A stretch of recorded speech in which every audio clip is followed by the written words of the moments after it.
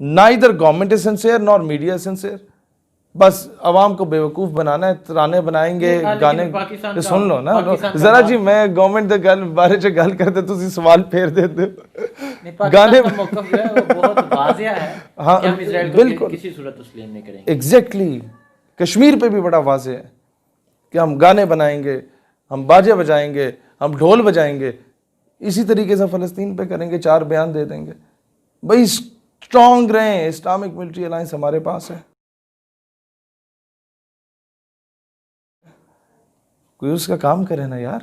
वो क्या कर रहे हैं, वो तलवारें नचानी है डोनाल्ड ट्रंप के सामने। प्रैक्टिकली लोग प्रैक्टिकली चीज़ें मांग रहे हैं हसनैन भाई, फिर तुसी नाराज़ होते हुए कट कर लोगे बात। ये ऐसे 2 टके के फ़लसफ़ी होते हैं जिनको अपने घर में कोई मुंह नहीं लगाता। मैं नहीं ये जिक्र करूंगा कि उनके बेटे भी कहते हैं कि जी हमारा बाप बड़ा स्टूपिड किस्म का आदमी है, मैं पर्सनल चीज़ों पे नहीं जाऊंगा, लेकिन जिसको घर में कोई मुंह ना लगा के ये बकवास करे कि जी इजराइल को अरबों ने एक्सेप्ट कर लिया तो हम भी कर लें, इंडिया को जो किया हुआ तो इसे भी कर लें। इजराइल के साथ क्या प्रॉब्लम है भाई, अहले किताब है वो लोग। भाई who the hell you are, तू कायदे आजम से बड़ा फलसफी है भाई। जब कायदे आज़म ने कह दिया एक इल्लीगल, एक नाजायज़, एक गलीज़ रियासत है इजराइल, हम उसे कभी एक्सेप्ट कर ही नहीं सकते। ये अरबों नहीं, ये अजमियों का नहीं, ये पूरी उम्मत का मामला है। ये मामला बैतुल मक़दस और मस्जिद अल अक़सा का मामला है साहब। की अगर कोई बेगम बेटी हो, वो जा रही हो और उसके सर से कोई दुपट्टा खींच ले, अबाया खींच ले, तो क्या गुजरेगा इन पे? क्या ये फ़लस्तीन की माँ बहन बेटी को अपनी माँ बहन बेटी समझते हैं कि नहीं समझते? मैं तो समझता हूँ। घर की औरतों के साथ वो कुछ हो जो फ़लस्तीन की औरतों के साथ हो रहा है, या ये उनको अपनी माँ बहन बेटी नहीं समझते? मैं तो समझता हूँ। अखुवत इसको कहते हैं, चुबे कांटा जो काबुल में तो हिंदुस्तान का हर पीरो जवां बेताब हो जाए।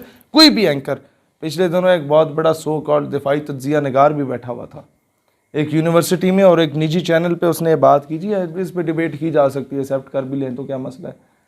भाई उल्लू क्या पठो, तुम लोगों को जो ये रैंक मिले हैं, जो 2-2 टके की तुम लोगों की शक्लें नहीं है और पूरा मुल्क तुम्हें सलूट मार रहा होता है, वो इसलिए मार रहा होता है कि तुम लोग इसराइल की हमायत करो। लॉर्ड मैकाले का तालीमी निज़ाम है, वो कहते हैं तालीम के तेज़ाब में डाल इसकी खुदी को, इसकी खुद इरादियत को, इसके हुर्रियत के जज्बे को, इसकी दलेरी को, इसकी गैरत को तालीम के तेज़ाब में डाल इसकी खुदी को, हो जाए मुलायम तो जिधर चाहे ऐसे फेर, सिंड्रेला की तरफ फेर, या कंदील बलोच की तरफ फेर, या मलाला यूसुफजई की तरफ भेज, या इसे किसी ऑस्कर प्राइज़ की तरफ फेर। बस तालीम के उस गंदे तेज़ाब में डाल दो जो सो कॉल्ड तालीम हमें लॉर्ड मैकाले के तालीमी निसाब की पढ़ाई जा रही है, जिसमें अदब एहतराम नहीं है, जो राय मंजूर नासिर पीट रहा है और उसको नौकरी से हटा रहे हैं, जिसने मिन्नतें की हैं कि यार इसमें तौहीन आमेज़ जुमले हैं। कई स्कूलों में तो पाकिस्तान के नक्शे में कश्मीर और गिलगित बल्तिस्तान इंक्लूड ही नहीं किया गया, ये OA लेवल्स के बड़े स्कूलों में, उनकी किताबों में। तो बच्चे क्या कश्मीर कॉज के लिए बोलेंगे, बच्चे क्या कश्मीर कॉज के लिए लड़ेंगे? आप भी एक न्यूज़पेपर ऐसा है जिसमें जब पाकिस्तान ने ऑफिशियली कह दिया कि यार कश्मीर को हम फतह तो कर नहीं सकते, नक्शे में ही डाल देते हैं, इन्होंने उस कश्मीर के मैप को अभी तक नक्शे में नहीं डाला। हुकूमत ने क्यों नहीं नोटिस लिया? भाई कोई बंदा अफसर हो, किसी इदारे का हो, महकमे का हो, हुकूमत का हो, वो उसकी अफसरी, उसका रैंक मेरे जूते की नोक पे है, अगर वो मुसलमान की माँ बहन बेटी की इज़्ज़त को नहीं पहचान सकता, अगर वो मुसलमानों के साथ जो ज़्यादतियाँ हो रही हैं कि औरत को माइक के सामने उसकी इज़्ज़त को पामाल किया जाए मस्जिद के और पूरा मोहल्ला सुने, उस पर अगर उसे दुख नहीं हो रहा, अगर उसे इस बात पे दुख नहीं हो रहा कि मुसलमान बाजुमात नमाज पढ़ने और वो वहाँ ग्रेनेड फेंक देते हैं, अगर उसे इस बात पे एहसास नहीं हो रहा कि मुसलमान के बच्चों को वाइट फॉस्फोरस से वो उनके ऊपर तेज़ाब फेंक दिया जाता है, उनके जिस्म गल जाते हैं, अगर उन्हें इस पे कोई एहसास नहीं हो रहा कि जो लेबनान में इस वक्त इजराइल ने किया उस पे सारी दुनिया खामोश है, पिछले 12 दिनों से रोज़ाना गज़ा स्ट्रिप पे अटैक करके फ़लस्तीनियों से खाली कराई जा रही है, उस पे वो खामोश हैं। अगर उन्हें इस चीज़ पे तकलीफ़ नहीं हो रही, उन्हें क्यों इजराइल क्यों एक्सेप्ट करें? पैसे मिल जाएंगे। भाई तुम लोगों ने जो अफ़गानिस्तान को अड्डे दे के पैसे लिए थे, क्या हुआ उससे? मेट्रो बना ली, मोटरवे बना ली, स्कूल्स अपग्रेड हो गए, हॉस्पिटल्स बन गए, बंदा इनसे पूछे तुम्हारी बेटी को अगर कोई पिंड का चौधरी आके बोले कि मैं उठा के लेके जा रहा हूँ और तुम्हें मैं 2 करोड़ देता हूँ, वो ले लेना, बड़ी गाड़ी ले लेना, की कहते हैं प्राडो ले लेना, घर बना लेना, मज़े करना, और आप दुनिया को बोलें यार मैं इकनॉमिकली बड़ा स्टेबल हो गया हूँ अपनी बेटी बेच के, तो पूरा पिंड बगैरत नहीं बोलेगा। आफिया सिद्दीकी को बेच के जो तुमने बाउंटीज ऑफ डॉलर्स कहा था कि हमने ली हैं, आज इसराइल को एक्सेप्ट करके ये कहते हो कि हम दुनिया में माशी तौर पे मुस्तहकम हो जाएंगे, फ़लस्तीन की बेटी का रेट लगा के मुस्तहकम हो जाएंगे, या बैतुल मक़दस का रेट लगा के मुस्तहकम होंगे, या मस्जिद अल अक्सा का तुम लोग रेट लगा के जो है वो मुस्तहकम हो जाओगे। क्या फ़ायदा है इस इज़्ज़त का? फिर ना बनाते पाकिस्तान, इंडिया के साथ ठीक रहते थे तुम लोग। पाकिस्तान तो है ही एक नज़रियाती रियासत, और इस नज़रियाती रियासत में सितम ज़रीफ़ी ये है, the only country after Medina पाक, the only homeland after Medina पाक which was made on the name of Islam, उसमें आके ये लोग इसराइल की हिमायत की बात कर रहे हैं। और ये 3rd क्लास आदमी इकबाल से बड़ा खुद को फ़लसफ़ी समझता है कि आके अलामा इकबाल पे भी तबर्रा कर रहा हो, आके कायदे आज़म की थॉट्स को भी वो चैलेंज कर रहा हो। उठा के लात मार के भेजो ना इन लोगों को मुंबई में, ये जो बड़े बड़े मसनदों पे बैठे होते हैं ना, ये जब भारत दफ़ा होंगे ना, और तो आज इन कुर्सियों पे ना बैठे होते, अगर पाकिस्तान ना होता, किसी हिंदू बनी की गाड़ी के टायर साफ़ कर रहे होते जाके, अंग्रेज़ों के कुत्ते नहला रहे होते ये लोग, ये इनकी माँ बहन बेटियों के मुंबई और लखनऊ के बाज़ारों में रेट लग रहे होते। इस पाकिस्तान ने इनको ये इज़्ज़त, हौसला, मकाम, मर्तबा दी है, लेकिन ये वो बेगैरत हैं जिनको इस चीज़ का हया नहीं है।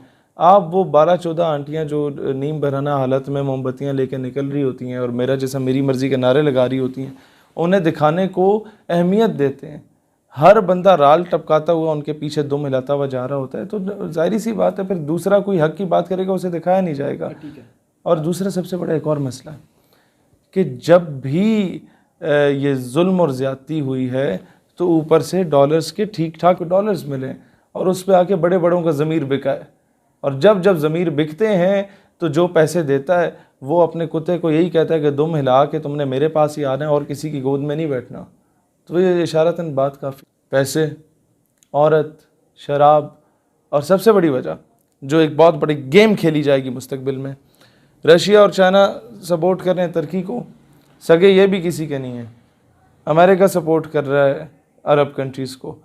वो इन्हें ये समझाना चाह रहा है कि जनाब तुर्की क्लेम कर देगा खिलाफत उस्मानिया के, सल्तनत उस्मानिया का 100 साल इसे पूरे हो रहे हैं 2022 के दिसंबर में, 2023 में यानी कि।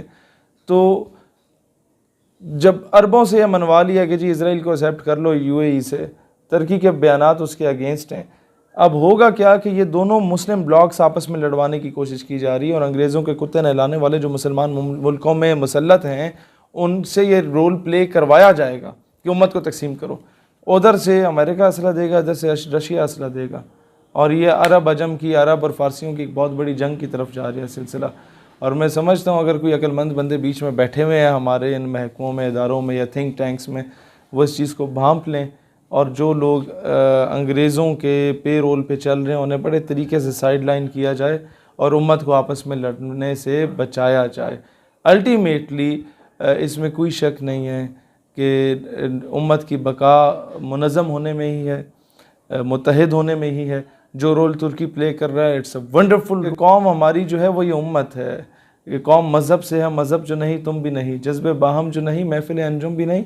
इनको तुर्की का दस्तो बाजू बनना होगा, तो ये बर्दगान को स्ट्रॉन्ग करना होगा, उसे अकेला नहीं छोड़ना, क्योंकि जब वो अकेला हो जाएगा तो मेरे ख्याल है दोबारा इस तरह का लीडर बनने में बड़ा टाइम लगेगा। ठीक है, हमारे जो एंकर इसराइल को तस्लीम करने के हक़ में बोल रहे हैं और जो भी हमारे असरात पे बोल रहे हैं, तो उनके बारे में क्या कहते हैं आप? वो एंकर्स पहले इस काबिल बन जाएं कि उनके बेटे उन्हें तस्लीम कर लें, उसके बाद ये इसराइल की आके बात करें कि उसे तस्लीम करना चाहिए नहीं करना चाहिए। पहले इस काबिल बन जाओ 2 टके के आदमी कि तुम्हारी औलाद तुम्हें ऑन कर दे कि हाँ हमारा बाप अच्छा आदमी है। बस सिंपल इतनी सी बात, उसके अलावा मैं कोई दूसरी बात करना ही नहीं चाहता। ये इनकी वेटेज, ये इनकी हैसियत, ये इनकी औकात है, चलने हैं इंटरनेशनल अफेयर्स को देखने के लिए और फॉरेन पॉलिसी को देखने के लिए। अजीब बकवास। ठीक है, अच्छा हमारे मीडिया का क्या रोल है इसमें? 3rd class role. मीडिया को आप क्या, ये मैं क्यों आप लोगों के साथ आगे बैठा होता हूँ, क्योंकि मुझे पता है अभी वाहिद रास्ता सोशल मीडिया रह गया है। ये इलेक्ट्रॉनिक मीडिया तो आधे से ज़्यादा बिका हुआ है। ये वो बिकाऊ माल है कि जहाँ इनको हड्डी फेंकोगे ये उसके पीछे पीछे भागेंगे। इनसे मुझे कोई उम्मीद या तवक्को नज़र नहीं आ रही। इन्होंने वही बागी के नाम से ड्रामे चलाने हैं। इनको आग लगेगी तो अर्तगल से लगेगी कि उसे क्यों दिखाया जा रहा है। इनको आग लगेगी तो ये दिखाई जाएगा कि जी गाजी अब्दुल हमीद का ड्रामा क्यों दिखाया जा रहा है। बाकी ये नीम बरहना हालत में कौम की माँ बहनों बेटियों को मॉर्निंग शोज़ में नचाएं, उससे इन्हें कोई मसला नहीं है। वो ये कहते हैं कि हमारा कल्चर है। सुसर जो है अपनी बहू के साथ नाजायज़ ताल्लुकात इस्तवार रख के बैठा हुआ है टीवी ड्रामाज में। एक बंदा अपनी साली के साथ नाजायज़ जो है वो ताल्लुकात इस्तवार रख के बैठा हुआ है, उसको ये दिखाया जा रहा है। और बाप अपनी बेटी के साथ नाजायज़ ताल्लुकात इस्तवार करके बैठा हुआ है और खुला के तरीके सिखाए जा रहे हैं मीडिया पे। ये इन्हें कल्चर बताया जा रहा है। क्या ये हमारी जो नौजवान नस्ल उनका माइंड सेट सारा चेंज किया जा नहीं रहा, आधे से ज़्यादा का तो कर लिया गया है। ये सारी बकवासात इस हद तक इंट्रोड्यूस हो चुकी हैं कि आज बच्चा अपने माँ बाप को गिरेबान से पकड़ने के करीब पहुँच चुका है। वो अदब ख़त्म हो गए। जो बच्चा 2 क्लासें पढ़ जाता है वो समझता है मैं बहुत बड़ा कोई पढ़ा लिखा हो गया, माँ बाप तो मेरे जाहिल बैठे हुए।